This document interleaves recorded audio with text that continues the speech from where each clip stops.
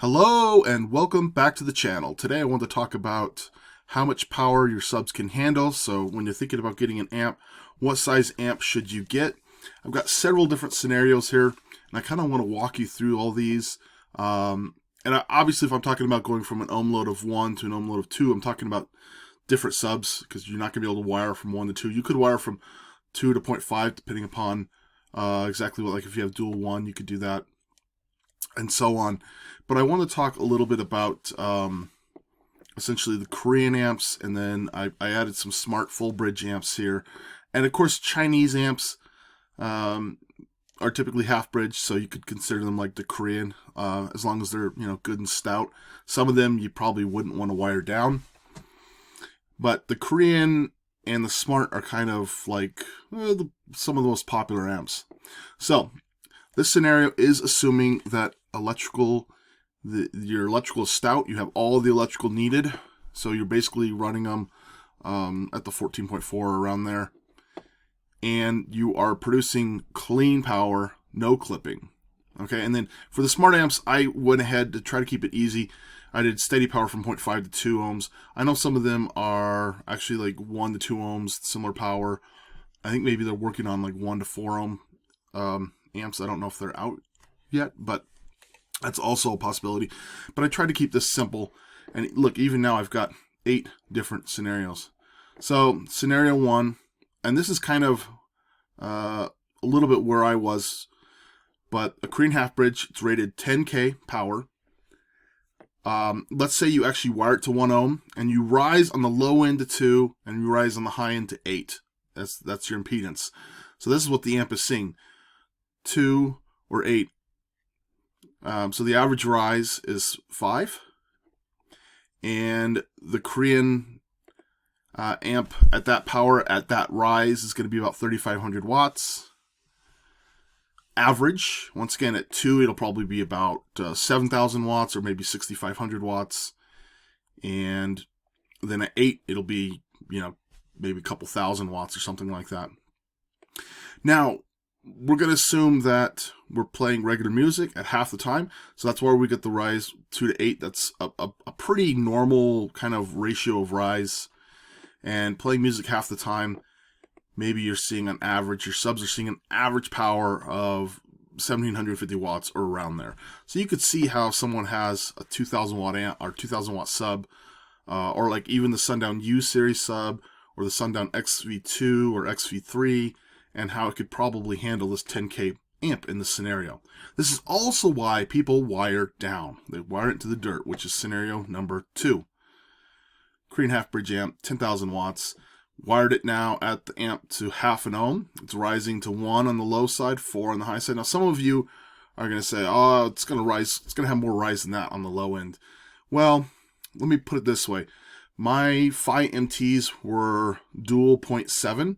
They're rated at 1 ohm, dual 1 ohm, but they're actually 0.7 when you put them on the meter. And so if I was to wire it down to half ohm, it'd actually be 0.35. And I did rise pretty much exactly to 1. My 8 Sundown U's, dual 4s, wired in series. Each sub was wired in series, and then all of the subs were paralleled. Should have been 1 ohm. I was actually at 0.6 ohms, and I rose almost exactly to 2. So you could see, typically manufacturers, for instance, a lot of times dual 2 ohm subs are actually anywhere from like 1.4 to 1.6. Dual 1s are typically around that 1.7, 1.75 range. So when you wire it down, you're actually going lower than 0.5. And typically a decent rise for ferrite is about 2.5. So it really does bring you up to that on the low end. Basically, you consider it double of what it's rated. So in this scenario, I went with 1 and 4. The average rise 2.5. Yeah, that's about 5,500 watts on a 10K amp. And once again, regular music playing half the time. Now you're looking at 2,750 watts on average. So when it is playing at that 1 impedance rises to 1, then yeah, you're getting 10,000 watts. When it rises to 4, you're getting maybe about 4,000 watts. So maybe even a little less. Some of these numbers You know, these are just kind of realistic numbers. Some of these numbers are going to be a little off. So some Korean amps will actually put a little bit more power out as you start to rise in impedance than others. So these are just kind of some generic numbers that are kind of representative of real life numbers. Okay, now we're going to look at the same thing, except these next two scenarios, we are playing rebased music at tuning. I see this all the time with demo vehicles.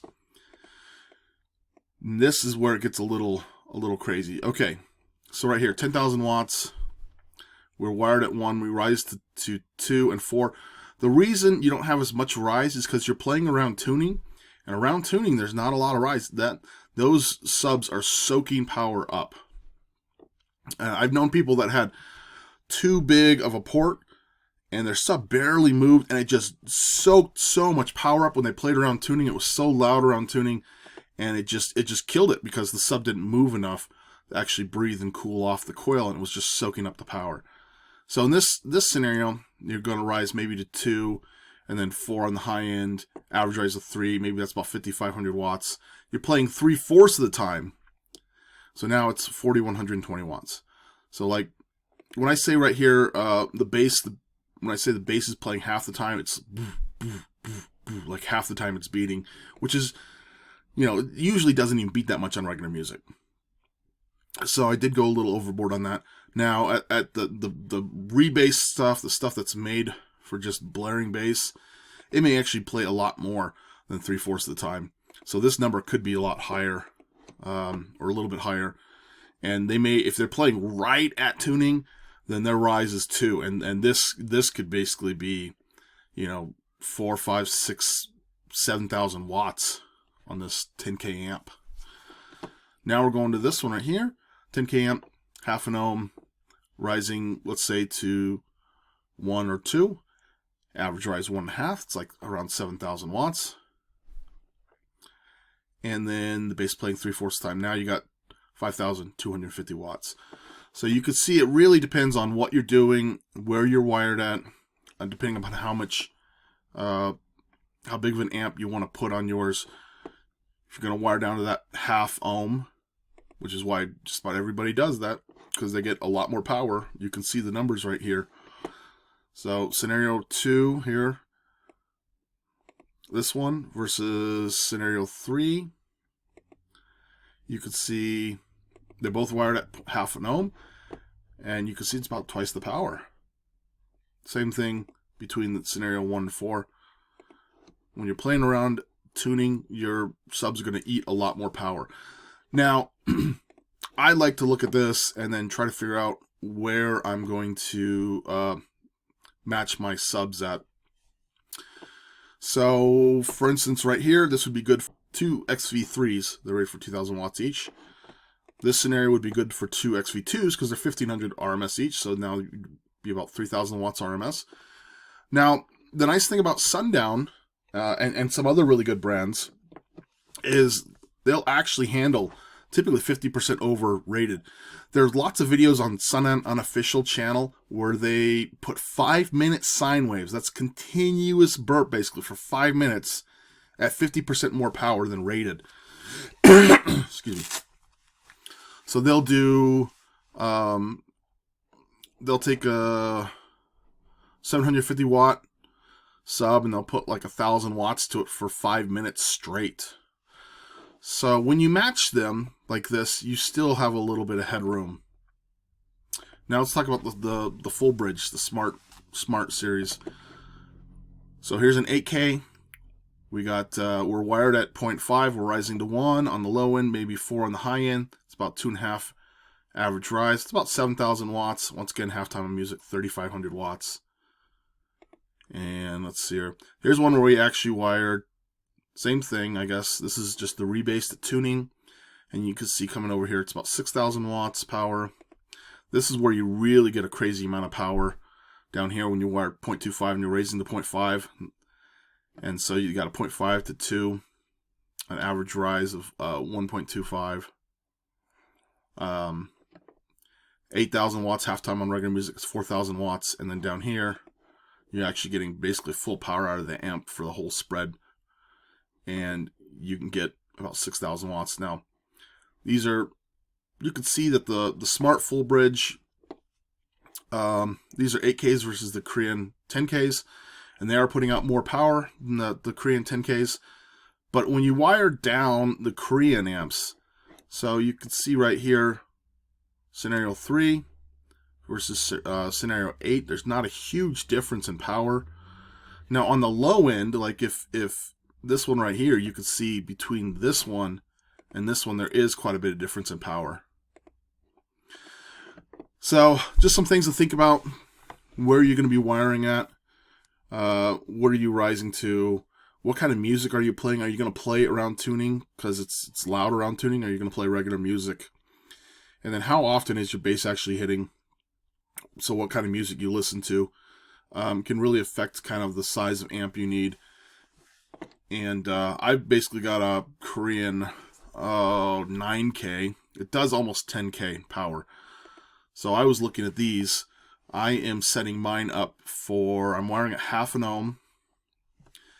And I'm setting mine up for, well, I'm setting up for regular music, but I will probably be playing some rebased stuff.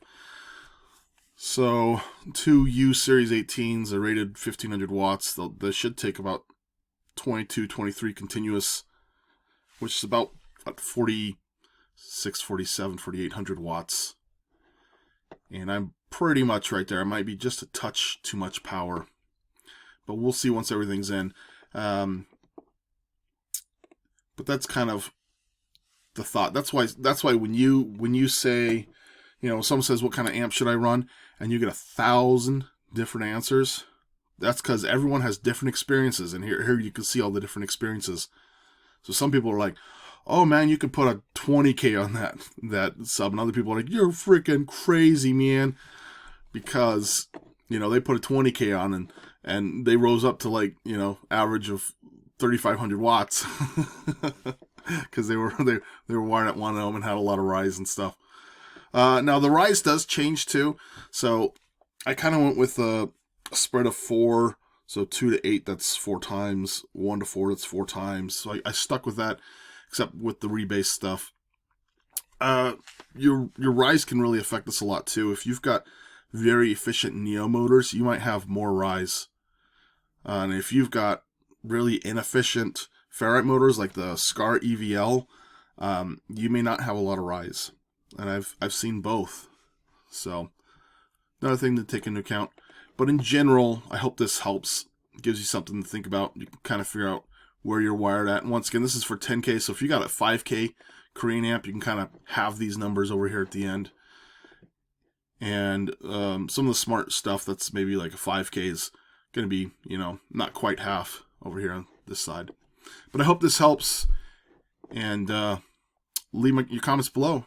Thanks, everyone. Cheers.